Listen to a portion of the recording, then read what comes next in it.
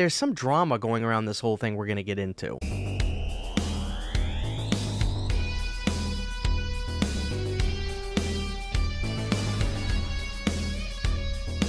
Hey guys, what's going on? It is your old pal CHH, and I guess I'm breaking the rule I set for myself. I said I'm done with trailers.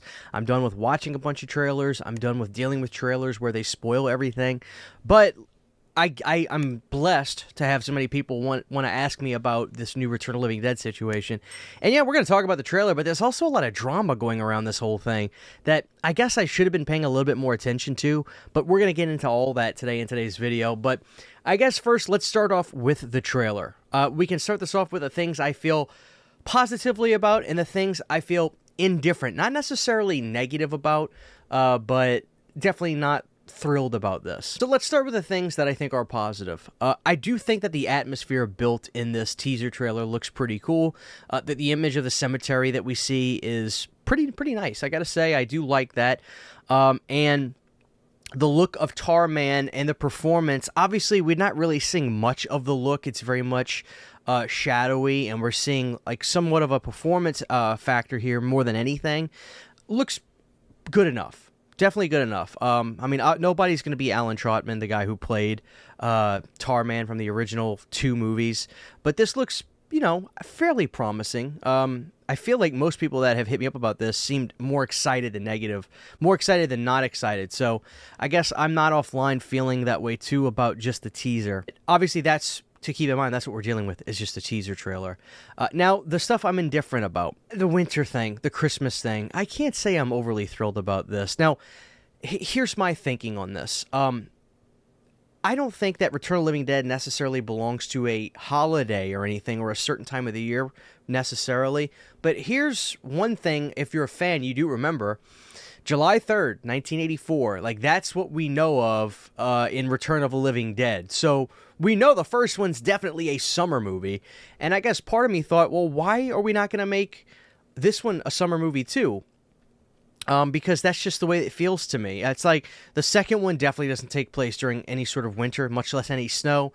Neither does 3, and, you know, Necropolis and Rave to the Grave just the same. And I mention those because of what the director has said. So I'm just indifferent to that. Like, I'm not really a huge Christmas horror movie fanatic. I definitely like movies like, you know, Silent Deadly Night and Black Christmas and all that. But I don't like them because they're Christmas horror movies. I just like the movies. So I'm not going to hold that against this movie. But yeah, this movie's supposed to come out in December 2025. It looks like Christmas for next year. They definitely planned this when there wasn't going to be a Terrifier movie, that's for sure, because there's definitely not going to be a Terrifier 4 coming out next Christmas. Otherwise, this movie was going to get just completely trampled. Now, how it's going to come out, whether it's going to be direct to streaming or theatrical, I don't know. That remains to be seen. But overall, the teaser trailer seemed to be more promising than not. And it seems to have a lot of people that hit me up, at least. They were like, Christian, I think it looks okay. I'm actually a little more impressed than unimpressed by it. So, I mean, that's a good thing for sure. So I'm pretty much at like a B-, C+ on the teaser trailer. That's where I'm at. Now, here's some things that I am indifferent about as well. I'm not a filmmaker. I don't fancy myself to pretend one. I make silly-ass YouTube videos on the internet. But that doesn't mean I can't give criticism to filmmakers. And with that being said, this is the guy who did Kill Her Goats. And listen, everybody starts somewhere. And my thing is this. I love bad, fun horror movies. But for one thing, I just found Kill Her Goats to be painfully bad. Just like, it's not fun to watch. It's just bad. Now, the movie looks pretty well made, like it's shot very well, and it was a pretty good looking 4K for what it's worth. The movie just wasn't great. So as a huge fan of Return of the Living Dead, I can't say that the guy who did Kill Her Goats is my first pick, but with that being said, I will judge the film when I see it, right? I'm not going to just condemn the movie before seeing it. I will judge the movie when I see it. Look, Return of the Living Dead, just like a lot of horror movies, has built a big audience since its inception, and it seems to just get bigger and bigger. So, yeah, I mean, eventually I thought that, you know what, my favorite horror movie would eventually get remade, and even though this isn't necessarily a remake, it sounds to be like a movie that's taking place after the first film. Call it whatever you want. I don't want to get into the definition argument about this thing, but it's called Return of the Living Dead. It's a new Return of the Living Dead movie, so you know, it's happening. For better or worse, my favorite horror movie is getting a new movie. So I will judge the film on its own merit. The only thing I can say about this is, you know, Kill Her Goats was an original idea. Yeah, believe it or not, Kill Her Goats was not a remake. This is a property with, you know, established characters and iconic zombies. So, you know, we'll see what this guy can do with this. Like, we'll see. Like, I can't truly just judge what this movie's going to be, good or bad, based off of a teaser trailer, and neither can you, the viewer. So this is really just us discussing this in real time. But there's some drama going around this whole thing we're going to get into. So there's a fan film that's coming out, apparently, and it's got people closely involved with the original film with it, particularly Beverly Randolph, who's been outspoken on Facebook about this new Living Dead media company making this new official Return of the Living Dead movie that did the teaser trailer, claiming that there's some legal issues, and it sounds like, I'll link the Bloody Disgusting articles below, it sounds like Beverly Randolph tried to fight against this Living Dead media company about this new movie, and look, I'll show you the articles that Bloody Disgusting put out, but it sounded like, to me, the Living Dead media company that is making the new movie put a stop to Beverly Randolph and some others trying to make their own Return of the Living Dead movie,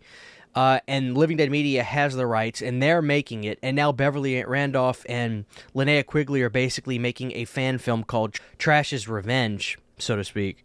And look, I'm not going to pick a side. I'm not asking you guys to pick any sort of side. This is all legal stuff that we don't know the true ins and outs of. If I ever find out more, of course, I will get into more of that down the road. But there's already this weird perception of this movie of it being, you know, drudged down by legal issues involving people from the actual first movie, which is kind of a bummer. You know, Beverly would have been nice to have seen it in a official Return of the Living Dead movie again, but it sounds like she's going to be part of this Trash's Revenge fan film, which, look, the fan film could be good, but it's got the perception of it being a fan film. Like, you can't get away from that. Even though Never Hike Alone is still considered to be really good, it's still a fan film. People want, it's not good enough for the Friday the 13th fans. They want a real movie. They want an official movie to come out. Now, the Never Hike Alone stuff definitely holds us over, and it's fun, but look, if it was truly enough for people, nobody would be bitching about wanting a new movie. The same could be said for anything else, like Return of the Living Dead as well. So, I don't know. It sounds like there's drama on that front, but it's not drama that is still being drudged up in terms of legality stuff. No, the Living Dead Media Group that has the Kill Her Goats director attached, they're making the new movie. That's the whole thing. But Beverly posted something on her Facebook, which was very, very interesting, that we'll look at now.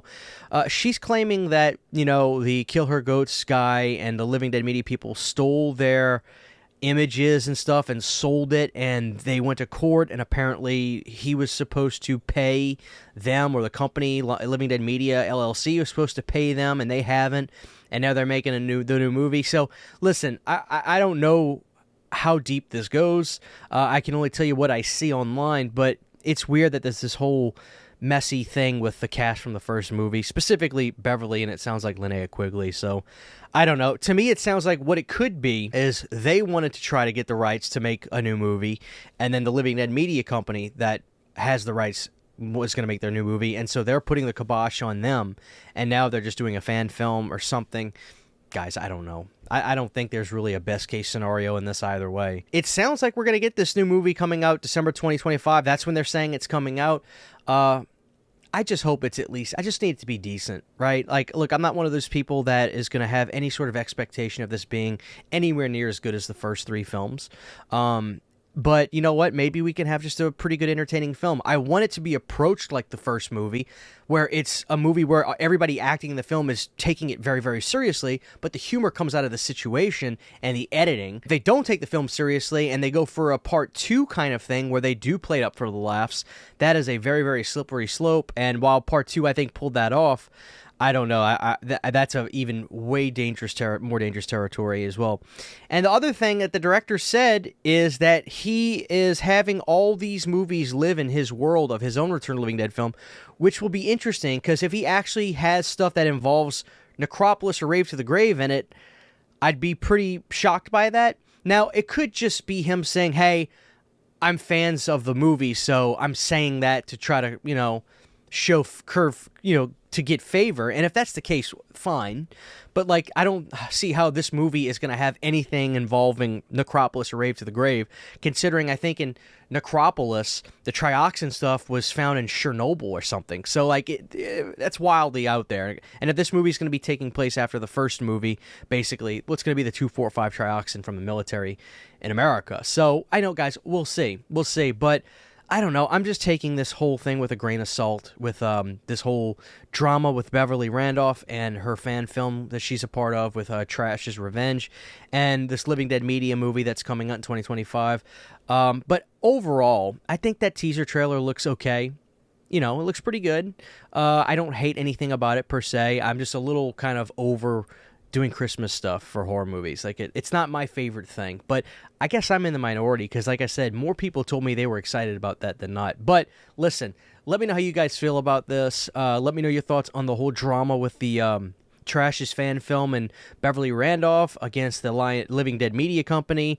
Let me know what you think about the teaser trailer, and let me know what kind of soundtrack you want this movie to have, because especially the first two movies are synonymous with having distinct soundtracks, with one being punk rock and two being more hair metal hard rock, that sort of thing. So there you have it, guys.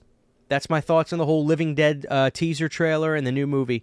Thank you all for watching, and let me know what you think down below. Take care. Huge, giant thank you to all of my Patreon supporters. Without you guys, this would not be possible. To get behind-the-scenes photos, videos, music, private live streams, and much more, you can subscribe to my Patreon for as little as $1 a month. Thank you to my patrons.